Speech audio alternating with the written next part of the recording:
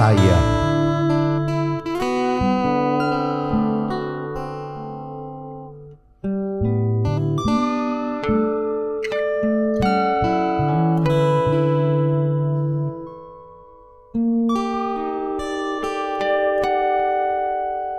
Semua kasih-Mu aku percaya, atas semua firman-Mu.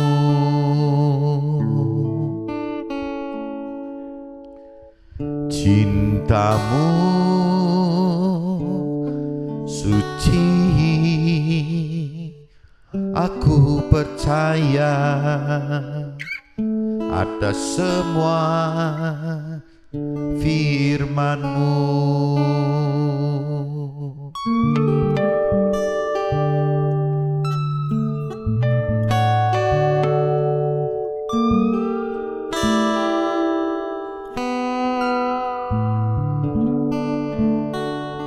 Cinta-Mu suci, aku percaya, atas semua firman-Mu.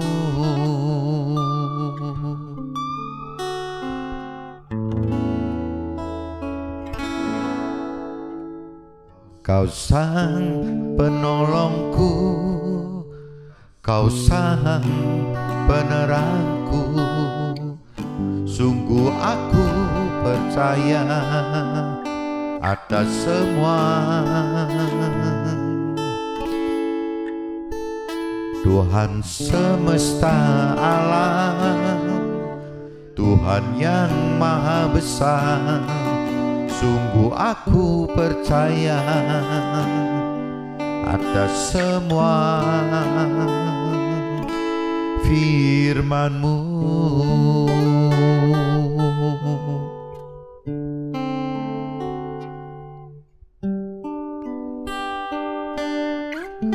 Kau sang penolongku, Kau sang penerangku, sungguh aku percaya, atas semua firman-Mu.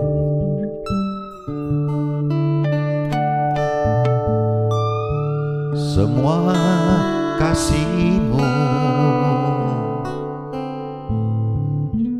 aku percaya, atas semua firman-Mu.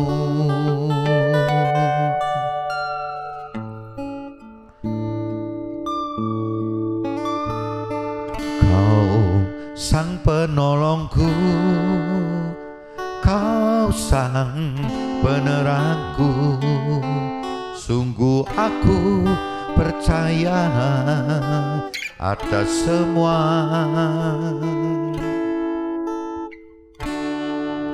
Tuhan semesta alam, Tuhan yang maha besar, sungguh aku percaya, atas semua firman-Mu.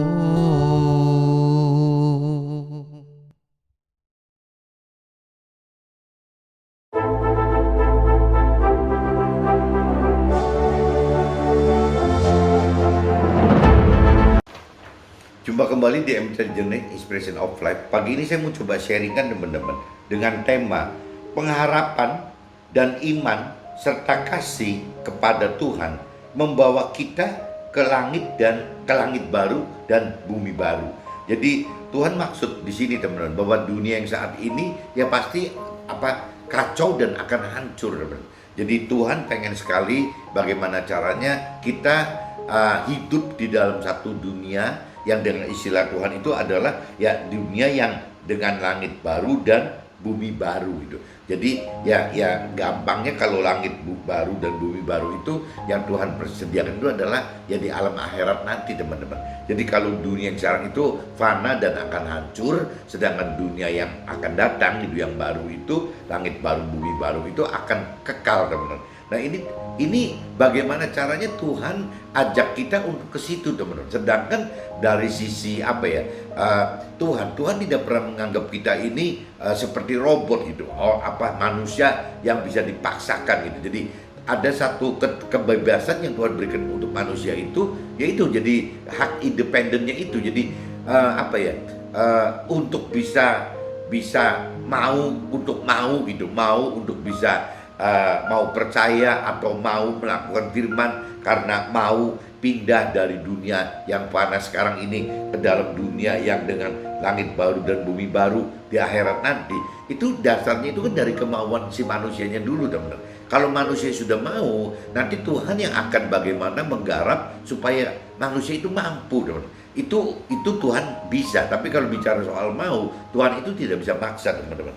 Nah, ini sebelum saya masuk ke draft, saya coba bacakan dulu aja, teman-teman, di kitab 1 Petrus pasal 1 ayat 3 sampai 12, dan kitab 2 Petrus, teman-teman, pasal 3 sampai ayat 1 sampai 15. Ini coba saya bacakan dulu di kitab 1 Petrusnya, teman-teman. Kitab 1 Petrus 1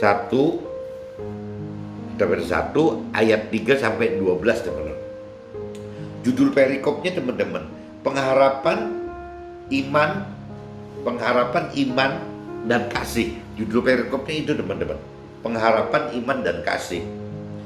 Terpujilah Allah Bapa Tuhan kita Nabi Isa tersebut, yang karena rahmat yang besar telah melahirkan kita kembali oleh kebangkitan dari si Nabi Isa dari antara orang mati kepada suatu hidup yang penuh pengharapan, untuk menerima suatu bagian yang tidak dapat binasa, yang tidak dapat cemar, dan yang tidak dapat layu, yang tersimpan di surga bagi kamu. Kalau saya universalkan, bagi kita gitu. Jadi di sini, teman-teman, dicamkan pada ayat 3 gitu, bahwa kita ini jadi butuh pengharapan, teman-teman, kepada suatu hidup yang penuh pengharapan gitu. Jadi ditanamkan di situ. Jadi kita ini hidup dengan penuh pengharapan kepada Tuhan gitu. Nah, untuk menerima suatu bagian yang tidak dapat binasa. Jadi mengharapkan apa? Mengharapkan untuk sesuatu bagian yang tidak dapat binasa, yang tidak dapat cemar, dan yang tidak dapat layu, yang tersimpan di sorga bagi kita gitu. Yaitu kita yang dipelihara dalam kekuatan Allah, karena iman kita sementara kita menantikan keselamatan yang telah tersedia untuk dinyatakan pada zaman akhir gitu. Jadi sekali lagi, teman-teman, yaitu kita yang dipelihara dalam kekuatan Allah, Tuhan Allah, karena iman kita. Nah, ini kembali lagi, teman. Jadi selain pengharapan yang tadi di ayat 3, pengharapan di ayat 3, Tuhan juga bilang bahwa kita ini harus ada kekuatan Allah yang karena iman kita sementara kita menantikan keselamatan yang telah tersedia untuk dinyatakan pada zaman akhir. Jadi untuk menunggu itu, pengharapan itu, teman, butuh iman, teman-teman. Jadi Tuhan juga akan kuatkan kita lewat iman kita gitu.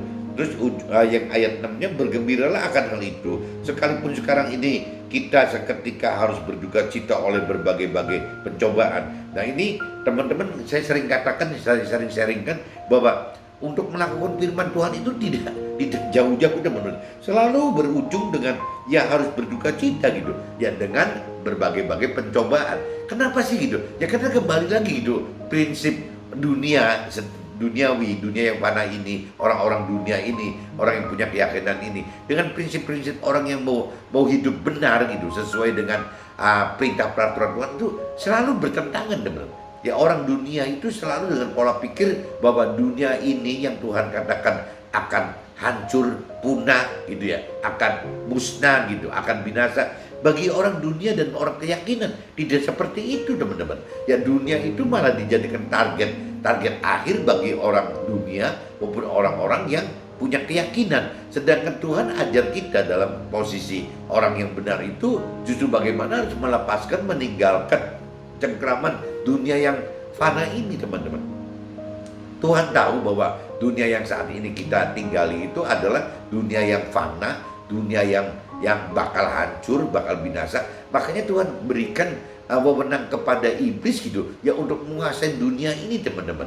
Kalau di akhirat Tuhan tidak mau berikan wewenang kepada iblis gitu. Tapi kalau di dunia ini ya Tuhan berikan kepada iblis. Nah, cuman yang cilaka itu manusia duniawi dan orang-orang punya keyakinan itu karena tidak tahu maksud Tuhan akan kebenaran Tuhan. Jadi ujungnya terbuai oleh janji-janji iblis yang bicara soal kesuksesan duniawi, kebahagiaan duniawi, bagaimana memenuhi hal-hal kebutuhan duniawi gitu. Ya itu yang iblis janjikan.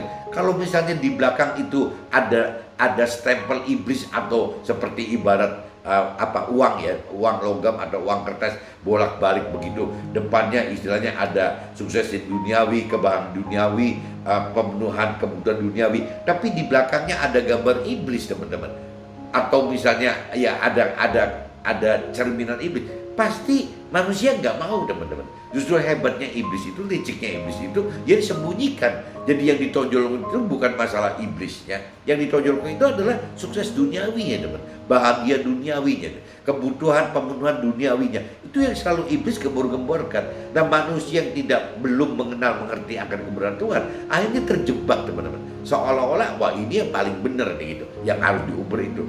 Nggak beda mungkin, teman-teman, sama orang teman-teman kita yang mainan narkoba mungkin. Jadi waktu awal-awalnya ya pasti image-nya narkoba itu tidak seperti nanti berujung mati ya, atau berujung orang kecanduan sampai nggak bisa apa-apa gitu, sampai akhirnya bisa membunuh orang lain, ya mungkin bisa membunuh orang tuanya, mungkin bisa membuat susah orang tuanya gitu.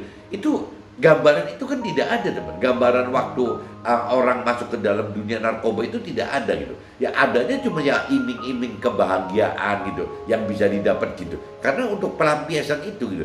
Tapi kalau misalnya narkoba itu ujungnya gambarnya semua gambar-gambar yang seram gitu, akibat dari narkoba, mungkin banyak orang tidak tertarik, teman. Justru dia pasang itu bukan seperti itu, dia gambarannya itu gambar-gambar yang kenikmatan itu, teman. Nah sama, teman, sama aja dengan iblis itu. Iblis itu mengelabui kita manusia dengan cara gambaran-gambaran sukses duniawi, bahagia duniawi, pemenuhan hal-hal duniawi, yaitu itu, teman-teman. Tapi di belakang itu akibat dari itu gitu, akibat dari sukses duniawi iblis ini, akibat dari bahagia duniawi karena iblis ini, ya karena pemenuhan hal-hal duniawi karena iblis ini, itu semua, teman-teman, di belakang itu akibatnya seperti orang narkoba tadi, teman-teman, ya jadi nggak keluar semua, bisa merugikan orang lain, bisa merugikan diri sendiri, bisa merugikan keluarga, bisa mendirikan anak-anaknya gitu atau orang tuanya, jadi akhirnya kacau semua, teman-teman. Jadi teman-teman mesti hati-hati gitu. Yang namanya narkoba jelas kan semua orang ributkan gitu. Nah cuman yang ributkan, hati-hati loh bagaimana dengan quality sukses duniawi kita gitu. Kalau bicara quality sukses duniawi kita itu berkaitan dengan kebenaran firman Tuhan, itu sih malah kebenaran, teman-teman. Itu harus yang Tuhan mau seperti itu gitu. Karena Tuhan tahu bahwa yang namanya kalau kita bisa sukses duniawi tapi tetap hidup dalam kebenaran firman Tuhan, itu banyak manfaatnya, teman-teman. Yang namanya hal duniawi itu banyak manfaatnya. Jadi firman katakan bahwa apabila hal duniawi itu positif gitu, ya karena memang diperoleh karena sebagai bukan target kita, tapi karena memang Tuhan kasih gitu, Tuhan beri, Tuhan tambahkan bagi kita. Ya akhirnya sukses duniawi itu digunakan oleh kita sebagai alat, teman. Bagaimana alat menggunakan si mamon gitu, menggunakan uang, menggunakan harta tahta ini untuk kepentingan bagaimana ya melakukan firman Tuhan dan mengajarkan firman Tuhan, teman.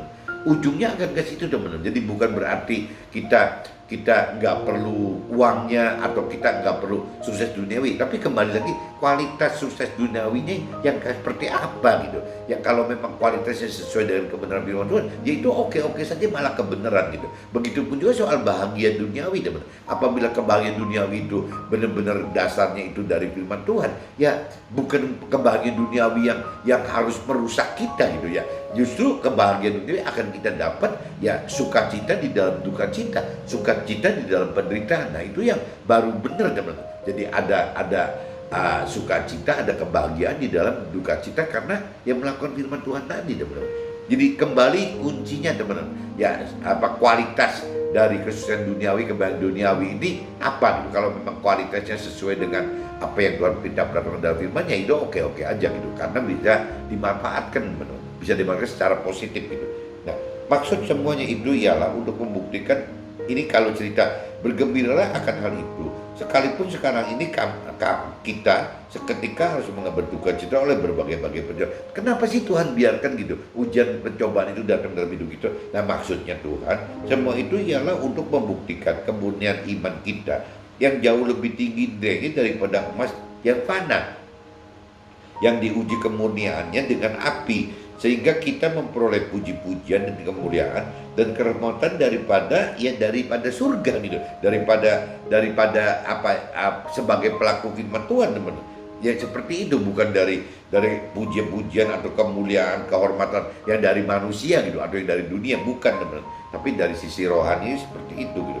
Nah, sekalipun kita belum pernah melihat Tuhan Allah gitu, ya kita mengasihinya dan kita percaya kepadanya. Sekalipun kita sekarang tidak melihatnya, kita bergembira karena sukacita yang mulia dan yang tidak terkatakan. Nah ini kalau kita bicara percaya atau mengasihi Tuhan itu, ya maksudnya itu meskipun kita belum melihat Tuhan gitu, tapi kita mau loh teman-teman, bukan cuma sekedar percaya atau mengasihi hanya dari pikiran, perasaan, kehendak kita aja, dari jiwa kita aja, tapi kita harus melakukan teman-teman, harus melakukan. Ya kalau kita percaya Tuhan, ya kita melakukan firman Tuhan gitu, ya apa yang diperintahkan oleh Tuhan kita lakukan. Apabila kita mengasihi Tuhan, ya kita juga harus melakukan apa yang Tuhan perintahkan dalam firman-Nya gitu. Nah itu namanya bentuk percaya, bentuk mengasihi itu yang bukan cuma di jiwa saja, hanya di pikiran, perasaan, kehendak kita saja, tapi benar-benar direalitakan dalam tindakan teman-teman. Bahwa kita melakukan firman Tuhan karena kita percaya Tuhan, kita melakukan firman Tuhan karena memang kita mengasihi Tuhan. Itu yang paling penting itu teman-teman. Sekalipun kita sekarang tidak melihatnya, kita bergembira karena sukacita yang mulia yang tidak terkatakan. Nah ini yang istimewanya gitu teman. Apabila kita sudah bisa percaya secara total, mengasihi Tuhan secara total, ya kita akan mendapatkan sukacita yang mulia gitu, yang tidak dapat dikatakan oleh kita kepada orang-orang lain. Kenapa gitu? Kenapa kita melakukan firman Tuhan kok bisa ada sukacita, padahal bagi dunia itu adalah duka cita teman-teman. Melakukan firman Tuhan itu sebagai duka cita gitu, karena tidak sesuai dengan apa yang dunia biasa lakukan gitu. Nggak ada, standarnya tidak ada gitu. Karena kita telah mencapai tujuan iman kita, yaitu keselamatan jiwa kita. Nah orang-orang yang seperti ini teman-teman, orang yang bisa bersukacita dalam melakukan firman Tuhan, ini disebutnya ya orang-orang yang telah mencapai tujuan imannya gitu, ya, yaitu keselamatan jiwa kita. Jadi yang dilihat itu bukan cerita bagaimana kenikmatan jiwa kita, pikiran, perasaan, kehendak kita di dunia ini, tapi justru yang dipikirkan itu keselamatan jiwa kita. Bagaimana kita bisa selamat gitu, untuk bisa masuk ke dalam targetnya Tuhan, ya keselamatan akhirat tadi teman-teman. Dan mereka meneliti saat yang mana dan yang bagaimana yang dimaksudkan oleh roh kudus, roh Tuhan, roh kebenaran itu, atau nur kalau orang Islam katakan, yang ada di dalam kita, yaitu roh yang sebelumnya memberi kesaksian tentang segala penderitaan yang akan menimpa dari Nabi Isa itu. Jadi sama teman-teman, roh Tuhan, roh kudus, roh kebenaran, atau mungkin orang muslim katakan nur, itu sama gitu. Roh itu yang menghinggapi yang ada di dalam rohnya Nabi Isa itu. Nah roh yang sama itu juga datang kepada kita teman-teman. Jadi sama. Nah kalau di Nasrani dikatakan itu roh kudus teman-teman, atau mungkin secara universal disebutnya roh kebenaran gitu. Nah tapi kalau yang saya tahu dari teman-teman muslim saya, kalau sharing, yaitu disebutnya nur gitu, ya cahaya dari Tuhan Allah. Tapi intinya sama teman-teman, bahwa roh yang dari Nabi Isa itu yang Tuhan berikan kepada setiap manusia kita, bukan cuma orang Nasrani aja loh. Semua manusia itu secara versi Nabi Isa itu diberi roh Tuhan gitu, roh yang sama, roh kebenaran yang sama yang Nabi Isa terima gitu.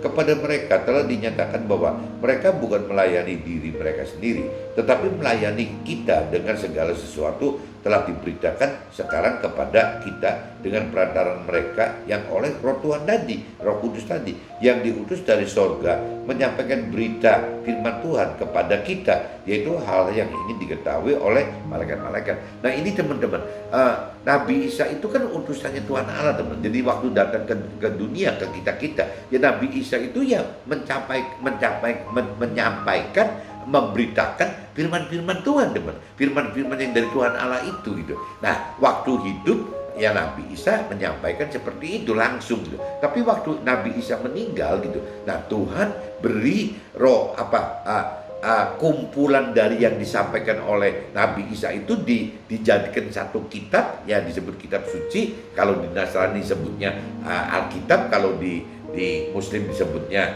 Al-Quran gitu, atau di agama lain saya nggak ngerti namanya apa gitu. Yang jelas jadi itu semua adalah firman Tuhan teman, firman Tuhan. Dan tidak cuma Nabi Isa itu menghasilkan firman Tuhan, tapi Nabi Isa juga usul kepada Tuhan Allah untuk bisa memberikan roh kudusnya, roh kebenaran, roh Tuhan ini kepada setiap kita, memberikan nur gitu kepada orang-orang muslim gitu, supaya kita manusia itu mempunyai dua pegangan. Satu, punya pegangan firman Tuhan, yaitu perintah peraturan Tuhan yang disampaikan Nabi Isa secara lisan, dibukukan, dikitabkan gitu, menjadi kitab suci, yaitu firman Tuhan yang ada dalam kitab suci kita sampai hari ini gitu. Dan juga ditambah harus ada roh Tuhan teman, roh Tuhan yang menemani kita melakukan hidup sesuai dengan perintah peraturan Tuhan tadi. Tanpa ada firman Tuhan teman, firman Tuhan katakan, tanpa ada roh Tuhan tidak mungkin. Kalau bicara mau mengenal firman Tuhan bisa teman-teman, kita mengenalkan diri kita sendiri. Tapi begitu kalau bicara kemampuan mengerti firman Tuhan dan kemampuan melakukan firman Tuhan, tanpa ada roh Tuhan teman-teman, nggak bisa jalan. Meskipun sudah ada firman Tuhannya gitu. Jadi firman Tuhan itu dengan adanya roh Tuhan akan berubah dari logos, dari tertulis, dari hukum, dari teori menjadi hidup teman-teman, menjadi ya interaktif dengan kita firman-Nya gitu. Kenapa? Karena ada roh Tuhan tadi. Jadi sangat penting teman-teman untuk bisa menghidupkan roh Tuhan di dalam pengenalan, pengertian akan firman Tuhan tersebut gitu. Tanpa ini nanti firman Tuhan jadi logos. Tapi kalau firman ini bisa dihidupkan dengan roh Tuhan, firman itu menjadi rema. Kalau orang Nasrani dikatakan itu rema, berarti firman Tuhan yang disertai oleh roh Tuhan gitu. Nah itu jadi rema. Nah itu yang justru yang bernilai itu teman-teman. Bagaimana firman itu menjadi rema. Kalau firman itu menjadi logos itu jadi terlalu kaku teman-teman. Sama aja nggak bedanya kita bicara hukum-hukum di dunia itu gitu, kaku sekali. Sedangkan yang namanya firman Tuhan itu kan hidup, bukan mati gitu. Nah ini yang dibutuhkan Roh Kudus, roh Tuhan, roh kebenaran atau nur tadi teman-teman. Ini yang kepada mereka telah dinyatakan bahwa mereka bukan melayani diri mereka sendiri, tetapi melayani kita dengan segala sesuatu telah diberitakan sekarang kepada kita dengan perantaran mereka yang oleh roh Tuhan, ya berarti Roh Kudus tadi gitu, yang diutus dari sorga menyampaikan berita firman Tuhan kepada kita, yaitu hal-hal yang ingin diketahui oleh malaikat. Nah malaikat pun juga pengen tahu di sana teman-teman, yang akan menilai kita ini mengerti dengan benar atau tidak gitu. Nah ini saya sudah bacakan di kitab 1 Petrus teman-teman, pasal 1 ayat 3 sampai 12 teman-teman. Ini saya langsung sambung aja sebelum ke draft teman-teman. Kedua Petrus teman-teman. Kedua Petrus, kitab 2 Petrus teman-teman. Kitab 2 Petrus pasal 3 teman-teman, pasalnya pasal 3 ayat 1 sampai 15 teman-teman.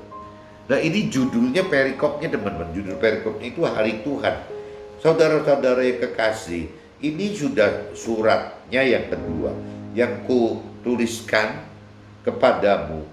Di dalam kedua surat itu aku berusaha menghidupkan pengertian yang murni oleh peringatan-peringatan, supaya kita mengingat akan perkataan yang dahulu telah diucapkan oleh nabi-nabi kudus, dan mengingat akan perintah Tuhan dan juru selamat yang telah disampaikan oleh rasul-rasulmu kepada kita, kepadamu, kepada kita, rasul-rasul kita kepada kita.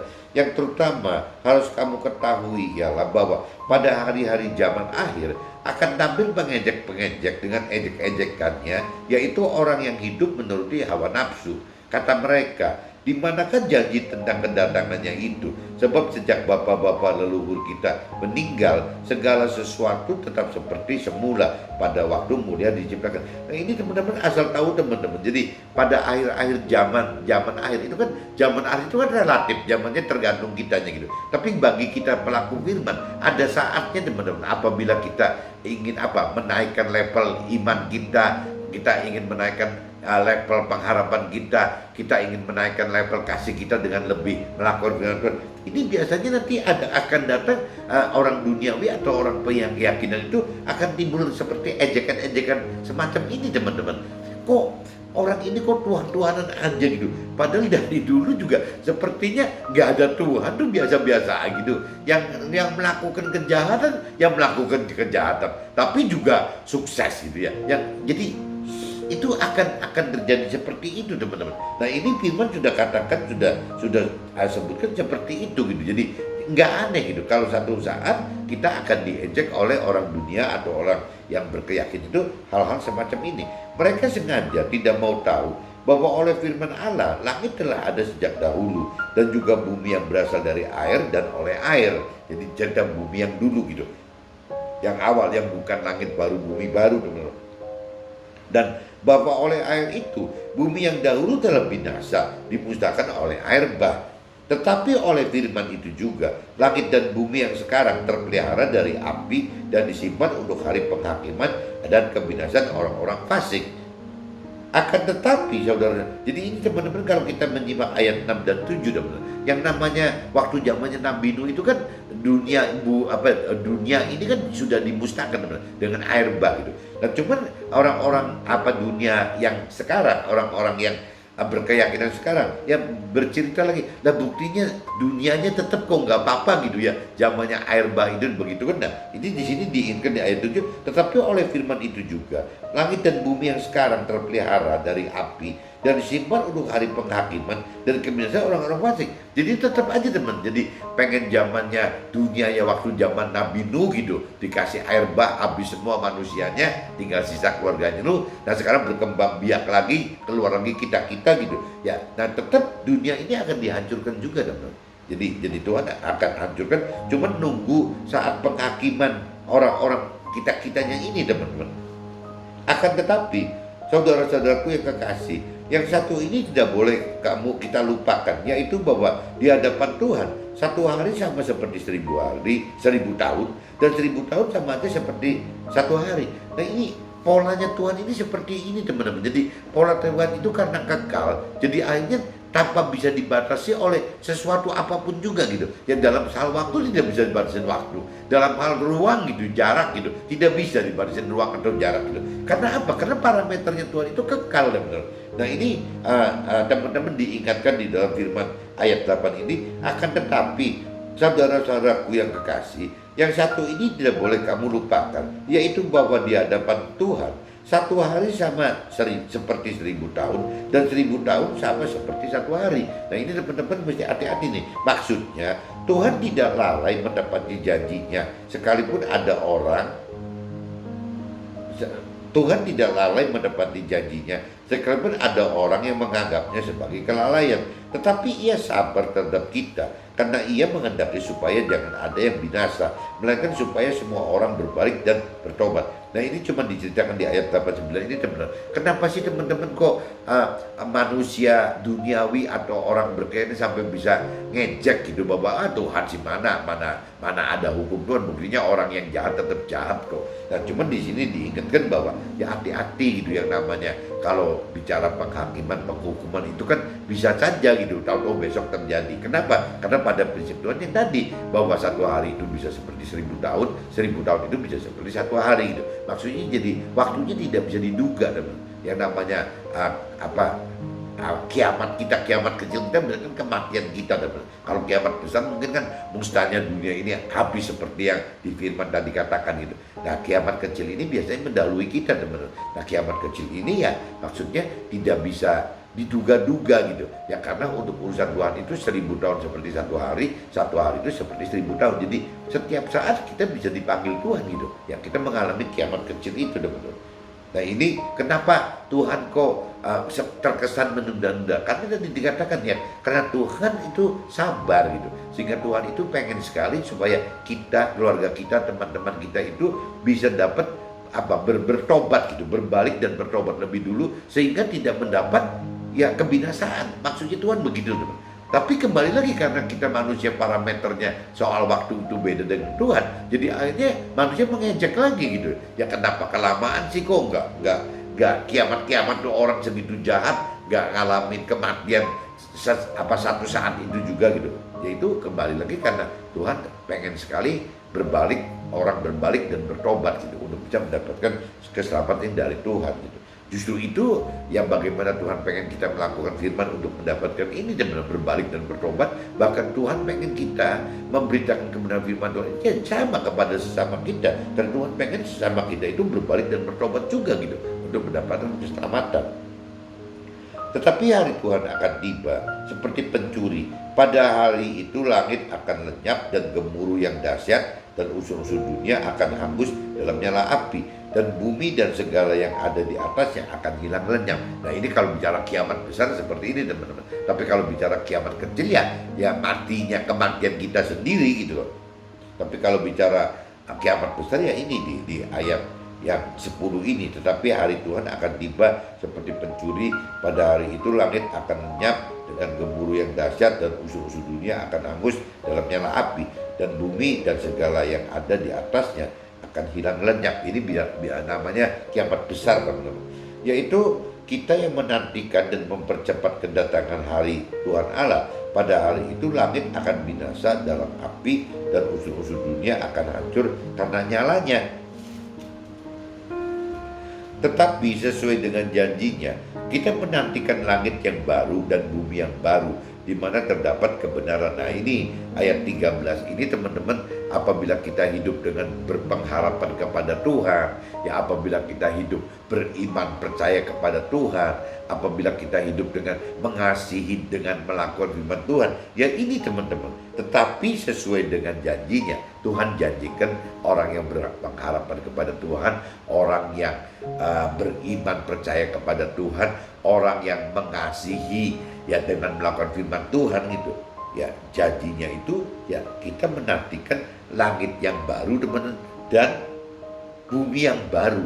Jadi bukan dunia yang sekarang teman-teman. Kalau dunia sekarang itu langit yang lama dan bumi yang lama yang akan dihancurkan gitu. Dihancurkan dalam bentuk dua, kiamat kecil dan kiamat besar. Kiamat kecil berarti kematian kita orang yang sebelum sadar gitu. Ya kiamat besar itu ya ambruknya seluruh ya langit dan bumi sekarang ini teman-teman. Nah Tuhan ini sudah persiapan untuk kita, orang yang berpengharapan kepada Tuhan, orang yang beriman kepada Tuhan, beriman percaya kepada Tuhan dengan melakukan firman Tuhan, orang yang mengasihi Tuhan dengan benar-benar realitanya perbuatan melakukan firman Tuhan, ya ini akan terselamatkan di dalam langit baru dan bumi baru teman-teman. Ini yang mestinya satu-satunya kebenaran yang harus kita harapkan gitu teman-teman. Jadi kuncinya justru adanya di ayat ini teman-teman. Kita ikut Tuhan itu ada di ayat 13 ini teman-teman. Sebab itu saudara-saudaraku yang kekasih, sambil menantikan semuanya ini, kamu harus berusaha supaya kamu mendapatkan tak bercacat dan tak bernoda di hadapannya dalam perdamaian dengan Dia. Nah ini yang firman ingatkan itu, ya kita justru supaya tidak bercacat, tidak bernoda itu, ya bagaimana caranya kita melakukan perintah-perintah firman Tuhan tadi, supaya kita tidak bercacat dan tidak bernoda gitu. Anggaplah kesabaran Tuhan kita sebagai kesempatan bagi kita untuk beroleh selamat, seperti juga Paulus saudara kita yang kekasih telah menulis kepada kita saat menurut hikmat yang dikatakan kepadanya. Nah ini yang perlu dicamkan ini teman-teman. Jadi kalau sampai hari ini kita masih belum melakukan firman Tuhan, ya anggaplah itu kesabaran dari Tuhan menunggu kita teman, kapan berbalik dan bertobat. Jadi kalau kembali lagi bagi teman-teman yang belum mau mengenal, ya rasanya ya mumpung Tuhan, anggaplah kesabaran Tuhan ini gitu di ayat 15 ini, anggaplah kesabaran Tuhan ya menunggu Anda untuk bisa mau mengenal firman Tuhan gitu. Nah, dengan cara bagaimana? Ya dengan mau membaca firman Tuhan, dengan mau men-sharingkan firman Tuhan, mau mendengarkan khotbah, mau segala macam gitu yang kaitannya dengan firman Tuhan. Baca buku rohani juga nggak apa-apa teman-teman. Ya ini ya anggaplah kita masih punya peluang untuk mau mengenal firman Tuhan itu, mau mengenal Tuhan itu, ya anggap kesabaran dari Tuhan. Maksudnya firman katakan seperti itu teman-teman. Di ayat 15 gitu. Nah, setelah kita mau mengenal, kita udah lebih dalam mengenal, biasanya kita mengerti teman-teman. Jadi di dalam kita itu ada tubuh jiwa roh. Nah, di mana unsur roh ini yang biasanya bagi orang dunia, orang keyakinan tidak pernah dianggap ada teman-teman. Nah, begitu kita mengenal bahwa ada roh Tuhan, apa roh kita, ada roh di dalam kita, ada unsur roh, berarti tidak cuma tubuh jiwa saja. Nah, unsur roh kita ini justru kita makin tahu, makin mengenal bahwa ini adalah tempatnya bersemayamnya roh Tuhan di dalam kita, teman-teman. Ada di dalam roh kita ini gitu. Nah, waktu roh Tuhan ada di dalam roh kita, otomatis ya bukan cuma sekedar mau mengenal aja, untuk mampu mengerti teman-teman, harus menghidupkan roh Tuhan gitu, untuk bisa mengerti apa firman Tuhan dari pikiran perasaan kehendak Tuhan itu. Kita harus punya roh Tuhan. Begitupun waktu melakukan firman Tuhan, harus ada kuasa yang dari Tuhan melalui roh Tuhan gitu ya, roh kebenaran itu, roh kudus itu, nur kalau kata orang Islam Muslim katakan, ya itu harus ada itu untuk bisa mampu melakukan firman Tuhan. Nah, jadi nanti kalau kita sudah bisa begitu, ya kita akan mendapatkan ya keselamatan itu teman-teman. Jadi kembali lagi ya, ayo kita buruan gitu bisa secepatnya mau mengenal, dan kita juga minta roh Tuhan untuk bisa mampu mengerti, dan kita juga minta roh Tuhan untuk mampu melakukan firman Tuhan, sehingga keselamatan itu bisa datang kepada kita teman-teman. Ya, bahwa yang Tuhan rancang kehendaki kita masuk ke dalam keselamatan akhirat gitu, di dalam surga itu bisa terjadi untuk hidup kita teman-teman. Nah, ini saya sudah bacakan dua kitab tersebut teman-teman. Kitab 1 Petrus pasal 1 ayat 3 sampai 12 dan kitab 2 Petrus pasal 3 ayat 1 sampai 15. Nah, ini saya coba masuk ke dalam draft saya aja teman-teman. Bersyukurlah kita telah ditebus dosanya oleh Nabi Isa, sehingga kita dapatkan hidup baru yang penuh pengharapan berupa keselamatan akhirat yang kekal di dalam surga, oleh karena kekuatan roh Tuhan dalam pengenalan dan kemampuan untuk mengerti, serta kemampuan melakukan firman Tuhan oleh karena kasih kita kepada Tuhan Allah gitu. Nah, ini ya bersyukur teman-teman kita bisa seperti ini gitu. Nah, bergembiralah walau pengharapan dan iman serta kasih tersebut kita harus alami duka cita oleh karena berbagai-bagai pencobaan. Karena maksud semuanya itu untuk membuktikan kemurnian iman kita, sehingga kita memperoleh puji-pujian dan kemuliaan serta kehormatan pada hari penghakiman kita. Oleh siapa? Ya oleh malaikat-malaikat, ya oleh Tuhan gitu ya. Ya itu teman, bukan oleh manusia gitu, tapi oleh rohani gitu, oleh hal-hal yang berkaitan dengan roh gitu. Pengharapan dan iman serta kasih kita yang membuat sekalipun kita belum pernah melihat Tuhan Allah, namun kita mengasihinya dan kita percaya kepada Dia dengan melakukan firman-Nya gitu, dan menghidupkan rohnya dengan bergembira oleh sukacita karena kita telah mencapai tujuan iman, yaitu keselamatan jiwa kita. Jadi kalau kita bicara secara duniawi teman-teman, yang melakukan firman itu kan dianggapnya kan penderitaan ya dalam ujian cobaan. Tapi begitu kalau level pengenalan pengertian akan firman kita udah jauh lebih dalam, dan level iman kita, level iman percaya kita lebih meningkat, lebih tinggi gitu, ya akhirnya ya kita gak pernah merasakan ada duka cita yang firman ingatkan itu gitu. Kenapa? Ya karena posisi kita, pengertiannya, pengenalan dan pengertiannya sudah berubah teman. Ya kenapa berubah? Karena ya kita sudah nyampe ke tujuan iman yang Tuhan maksud untuk kita harus perbuat gitu. Jadi ya kembali Tuhan pengen sekali level iman kita itu diangkat sampai kita mengenal dan mengerti teman, bahwa yang namanya rancangan dan kehendak Tuhan itu seperti itu gitu loh. Nah itu butuh ya kenaikan level iman itu teman. Nah untuk menaikkan level iman itu kita butuh keberanian untuk melakukan firman Tuhan teman. Nah untuk bisa mampu melakukan firman Tuhan, ya kita jelas harus mengenal firman Tuhan dan harus mampu mengerti firman Tuhan teman. Baru kita bisa melakukan firman Tuhan gitu. Nah ini semua berkaitan teman-teman. Pengharapan dan iman serta kasih pada saat akhir perjalanan dan perkembangan kedewasaan rohani kita akan dapatkan ejekan dari orang-orang yang hidup menurut nafsu duniawi.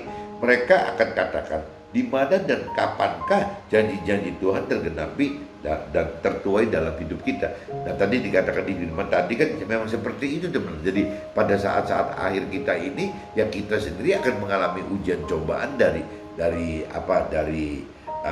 orang duniawi gitu, ataupun orang keyakinan yang berupa ejek-ejekan itu teman-teman.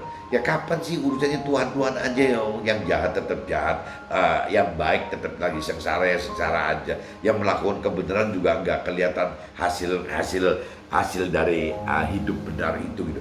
Jadi ejekan itu akan selalu datang teman-teman. Jadi kesannya itu ngapain sih mesti percaya janji-janji Tuhan gitu, ngapain sih mesti melakukan firman Tuhan gitu, toh Tuhan juga nggak kelihatan, toh yang namanya disebut ada roh Tuhan, roh kudus, roh kebenaran, mana buktinya gitu ya. Ya semua akhirnya timbul ejekan-ejekan gitu. Jadi intinya orang percaya Tuhan, orang yang sudah melakukan firman Tuhan kok bisa kena COVID gitu. Mungkin nyambungnya gitu teman-teman. Ya kenapa kok orang udah benar-benar hidup sesuai dengan firman Tuhan, tapi kok masih nggak kaya, masih miskin aja. Masa sih bayarin anaknya sekolah aja nggak mampu. Masa sih rumahnya masih gubuk begitu. Masa sih mestinya keluarganya sudah berenam naik mobil, kok masih berboncengan naik motor gitu. Ya ejekan itu akan keluar terus teman-teman. Jadi firman sudah ingatkan bahwa ya tidak aneh gitu ya, akan ada ejekan. Justru ejekan itu adalah testing buat iman kita teman-teman ya, sampai seberapa dalam gitu kita berpengharapan kepada Tuhan meskipun mengalami ejekan seperti itu, sampai seberapa jauh ya kita masih percaya kepada Tuhan, masih beriman percaya kepada Tuhan walaupun kita mengalami ejekan seperti itu. Begitupun juga sampai seberapa mengasihi Tuhan gitu ya, dengan tetap kita berani melakukan firman Tuhan itu dengan ejekan semacam itu teman-teman. Itu bukan hal mudah teman-teman ya. Itu kalau dari sisi firman itu adalah bagaimana membentuk kemurnian iman kita gitu. Nah kalau kita bisa lolos dari situ, ya berarti iman kita sudah mencapai kesempurnaan. Iman kita itu sudah mencapai ke keselamatan jiwa yang Tuhan maksud gitu. Ya jadi kita nggak goyah lagi teman-teman akan ejekan itu. Jadi maksud ejekan seperti itu teman-teman. Satu hal yang tidak boleh kita lupakan dalam kitab 2 Petrus pasal 3 ayat 8, bahwa di hadapan Tuhan satu hari sama seperti 1000 tahun, dan 1000 tahun sama seperti satu hari. Tuhan tidak pernah lalai tepati janjinya. Karena Tuhan sabar, maka Tuhan terkesan menunda agar semua orang dapatkan kesempatan untuk berbalik dan bertobat. Nah ini kalau kembali di kitab 2 Petrus pasal 3 ayat 8 ini yang tadi teman-teman. Jadi Tuhan itu bisa beranggapan 1000 tahun itu sama seperti satu hari, sebaliknya satu hari itu bisa seperti 1000 tahun. Maksudnya apa? Ya karena kembali lagi, polanya Tuhan itu adalah pola kekal gitu. Jadi tidak bisa dibatasi oleh waktu maupun tidak bisa dibatasi oleh ruang gitu. Sehingga buat Tuhan satu hari itu seperti 1000 tahun, 1000 tahun itu sama seperti satu hari. Maknanya apa? Maknanya yang berarti kiamat kecil atau kiamat besar itu bisa datang setiap saat teman-teman. Maknanya itu loh yang Tuhan. Nah kalaupun kita sampai sekarang kiamat kecil dalam arti kata kematian kita, kiamat besar dalam arti kita seluruh dunia terkena kiamat gitu ya, kembali lagi ya kenapa kok belum datang gitu sampai hari ini gitu. Jadi tidak bisa membuktikan orang baik, orang jahat itu berbeda gitu. Ya kembali lagi, yaitu kalau secara versi rohani, anggaplah itu kesabaran dari Tuhan, teman. Kesabaran dari Tuhan untuk orang yang belum mengenal firman Tuhan, ya jadi mau mengenal. Orang yang belum mampu mengerti firman Tuhan, ya kesempatan untuk mampu mengerti gitu. Ya orang yang belum maksimal melakukan firman Tuhan, ya berarti ya bisa lebih maksimal melakukan firman Tuhan. Maksudnya gitu teman-teman. Jadi yaitu kesabaran Tuhan untuk supaya ya banyak orang, bukan cuma kita aja, tapi sesama kita juga banyak orang mendapatkan keselamatan dari Tuhan dengan cara berbalik dan bertobat untuk bisa melakukan kebenaran yang Tuhan Tuhan sudah perintah peraturkan itu teman-teman. Ya kembali lagi dasarnya nggak jauh-jauh gitu. Bagaimana kita terkait dengan kemauan mengenal firman Tuhan, bagaimana terkait dengan kemampuan mengerti firman Tuhan, bagaimana terkait dengan kemampuan melakukan firman Tuhan. Kurang lebih selalu akan orientasinya seperti itu teman-teman. Nah ini jadi diingat gitu. Jadi untuk Tuhan itu ya hati-hati ya, hitungannya 1000 tahun bisa seperti 1 hari, tapi sebenarnya 1 hari pun bisa seperti 1000 tahun gitu. Tuhan tidak pernah lalai tepati janjinya. Jadi kita jangan menduga manusia-manusia duniawi dan keyakinan itu, jangan mengejek-ejek seperti itu, karena yang di pengertian orang yang sudah lebih dewasa rohani, Tuhan itu nggak pernah menunda-nunda atau lalai akan janjinya, tidak pernah akan menunda, tidak pernah akan lalai janjinya. Kenapa Tuhan kok terkesan menunda dan lalai? Ya cuma karena satu, karena Tuhan itu sabar, panjang sabar, maha sabar, sehingga Tuhan ingin sekali memberikan kesempatan kepada kita pribadi, kepada keluarga kita, kepada teman-teman kita, kepada sesama kita di seluruh dunia gitu ya, untuk bisa berbalik dan bertobat apabila belum hidup di dalam hidup di dalam firman Tuhan dan hidup bersama Roh Tuhan. Itu yang Tuhan tunggu teman-teman.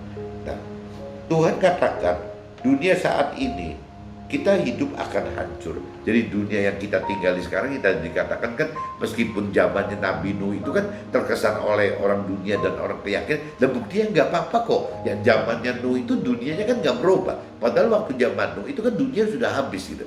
Nah waktu itu kan habis oleh air, teman-teman, air bah gitu. Tapi kalau bicara setelah zamannya Nuh, zamannya kita sekarang, itu kalau di firman Tuhan dikatakan dihancurkan itu bukan dengan air teman, tapi dengan api gitu, dengan api. Nah ini prosesnya ini kenapa kok tidak terjadi kiamat gitu dengan api saat ini? Ya kembali lagi teman, karena Tuhan panjang sabar, maha sabar. Ya bagaimana caranya supaya kita, keluarga kita, teman-teman kita, dan sesama kita gitu, semua di seluruh dunia itu Tuhan pengen sekali supaya sebanyak mungkin orang yang diselamatkannya teman-teman. Nah yang diselamatkan itu berarti bukan cuman kalau kita benar-benar berpengharapan kepada Tuhan, kalau kita percaya kepada Tuhan, beriman percaya kepada Tuhan, kalau kita benar-benar mengasihi Tuhan gitu, ya Tuhan minta seperti itu teman. Bukan cuman kita hanya hidup melakukan firman Tuhan, tapi Tuhan pengen sekali bagaimana jadikan kita itu alat Tuhan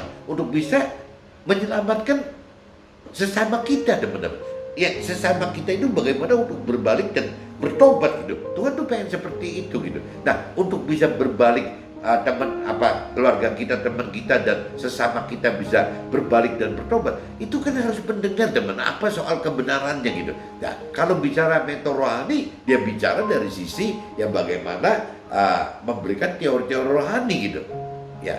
Tapi kalau dari sisi kita gitu, kalau cerita di orang Nasrani teman-teman, kita ini sebutnya kan jadi domba teman-teman. Kalau mentor rohani kita disebutnya kan gembala gitu ya, sampai ada dikatakan kalau bicara yang wajar itu domba, kita kan domba yang harus melahirkan domba. Berarti orang yang bisa berbalik dan bertobat itu yang paling benar itu bisa lewat kita teman-teman, lewat domba, bukan lewat mentor rohani atau rohaniawan yang kalau bicara rasa ini sebutnya gembala gitu. Gembala yang menghasilkan gembala gitu, harusnya kan begitu. Tapi kalau domba itu menghasilkan domba gitu. Jadi kita ini kan domba teman, ada di marketplace, ada di dunia sekuler gitu. Kita sebagai pengusaha atau orang karir, ya kita ini domba, bukan mentor rohani, bukan rohaniawan yang disebut gembala gitu. Nah kita ini domba, jadi kita ini yang mesti paling efektif untuk bisa menghasilkan domba-domba lain teman.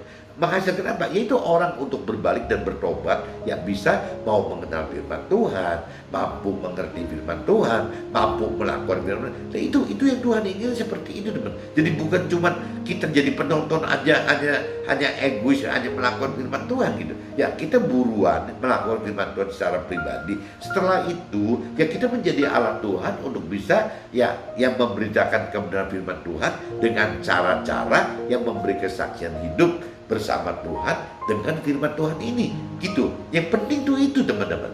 Tuhan pengen seperti itu gitu. Karena kembali lagi kenapa Tuhan butuh kita gitu ya untuk bisa menyelamatkan yang lain. Karena kembali lagi Tuhan itu punya wewenang, punya tatanan. punya apa jadi hukum. Tuhan itu tidak bisa maksa, teman. Tidak bisa maksa orang mesti selamat, juga bisa. Jadi lewat kita bagaimana caranya supaya orang bisa mendapatkan keselamatan dari Tuhan. Tapi harus lewat kita karena nggak bisa dipaksa oleh Tuhan, gitu, teman.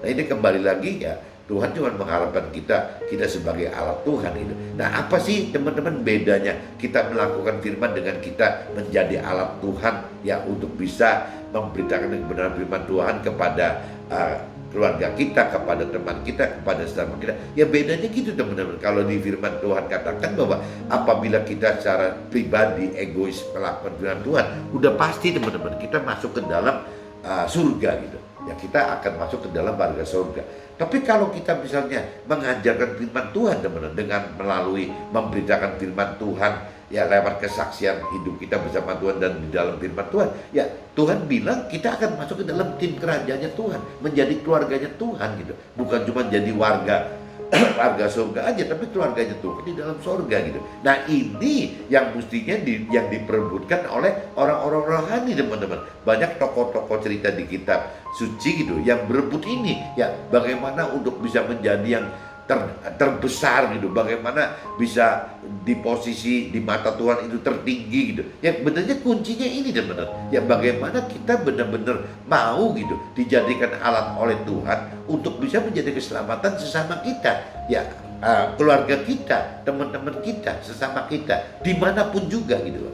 Nah ini jadi bagaimana caranya kita harus berlomba-lomba gitu, bertandingnya menjadi alat Tuhan yang benar dan maksimal, teman. Apabila kita bisa menjadi alat Tuhan yang benar dan maksimal, ya otomatis posisinya bisa tertinggi, teman. Posisinya bisa terbesar. Kalau saya katakan bukan tertinggi terbesar, tapi ya posisi kita bisa jadi yang paling dekat dengan Tuhan, teman. Kenapa? Ya karena kita sudah maksimal sekali untuk bisa melakukan kebenaran yang Tuhan minta gitu kita lakukan, sampai-sampai kita juga bisa memberitakan kebenaran firman Tuhan kepada sesama kita, ya mungkin sampai ke ujung bumi gitu. Ya semakin banyak yang bisa diselamatkan gitu, ya pasti kita akan menjadi satu alat Tuhan yang jauh lebih efektif gitu teman-teman. Jadi kembali lagi gitu, jadi ya Tuhan mengharapkan posisi kita itu tidak hanya sebagai cukup aja masuk dalam surga gitu, tapi Tuhan ingin sekali agar kita bisa tidak cuma cukup masuk dalam surga, tapi bagaimana kita menjadi keluarga Tuhan di dalam surga gitu. Bagaimana kita ikut pemerintahan Tuhan untuk mengatur warga surga ini teman-teman. Itu Tuhan harapkan sekali gitu. Yang Tuhan katakan untuk orang-orang seperti ini tidak banyak teman-teman. Jadi orang yang masuk surga aja sudah tidak banyak gitu, apalagi orang yang masuk ke dalam tim kerajaan Tuhan di dalam surga, ya lebih sedikit lagi gitu.